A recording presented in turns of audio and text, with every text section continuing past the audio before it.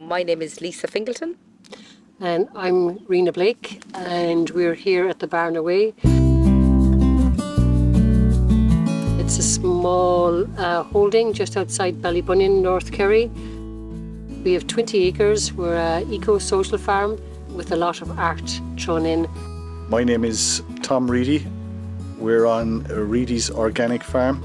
We're a suckler farm.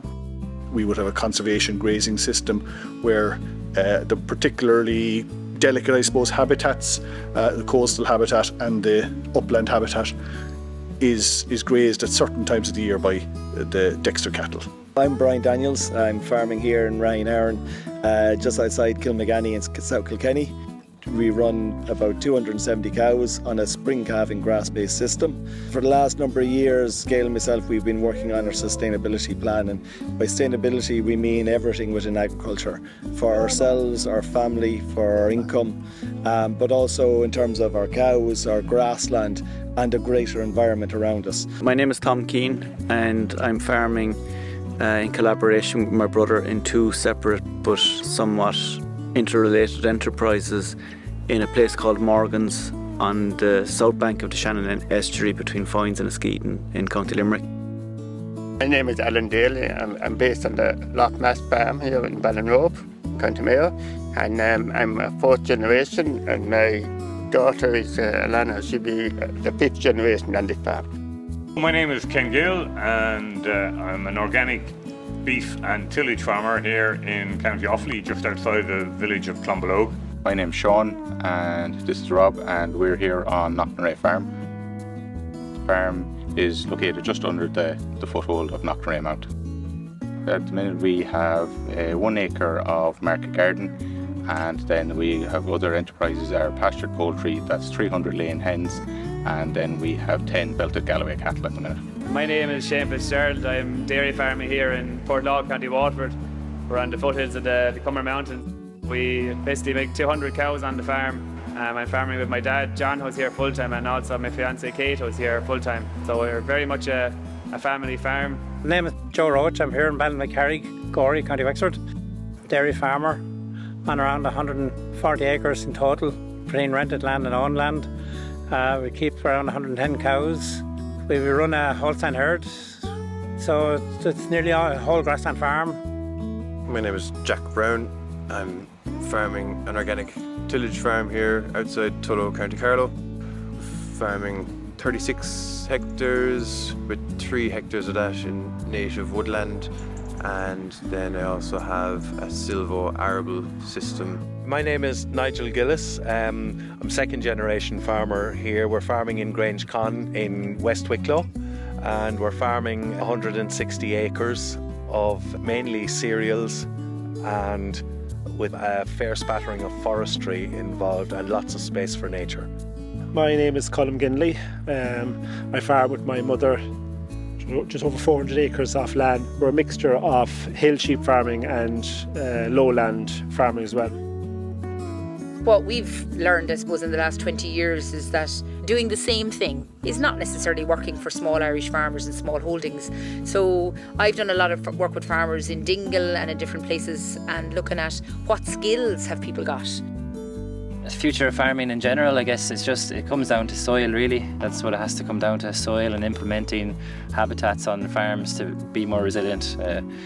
Educating yourself behind what it takes to get soil to hum and to get the ecosystem of soil working all together. Instead of just being an input-based system where you're buying in stuff, you're actually just using animals and processes to kind of just let it do its thing.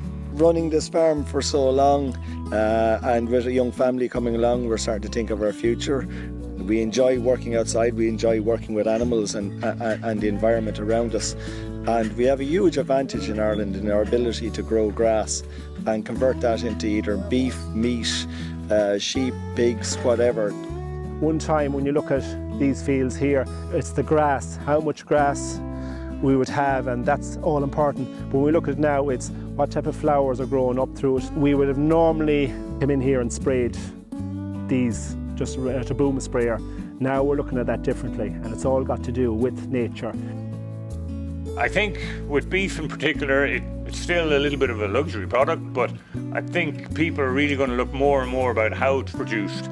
So the animal welfare aspect, that's a positive of organics, is something that is going to be more and more important, but also the carbon footprint and the greenhouse gas emissions. That's something that people are going to start looking at.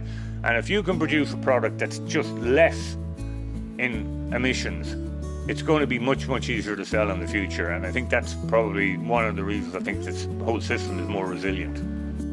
In 2017 I did the soils course with David Wallace, and that opened my eyes to a whole new world under the ground, which in all my years of farming we never really talked about. Everything was about what happened over the ground, the plants, whereas in fact we as farmers should be working with the soil. And I learned so much about the biology, and still learning about the biology of the soil, and it changed my whole thinking of how I farm. What I would like to see eventually is that we're actually in a position where I can sell the produce that I'm creating on the farm to the guests, and they can go and sample it. They can go into the tunnel, get a head of lettuce, they can go out, get some eggs. I have steaks in the freezer. That's what I want to do. I want to build that really local food supply chain and let people who are coming here who appreciate that, savour the fantastic food we have here.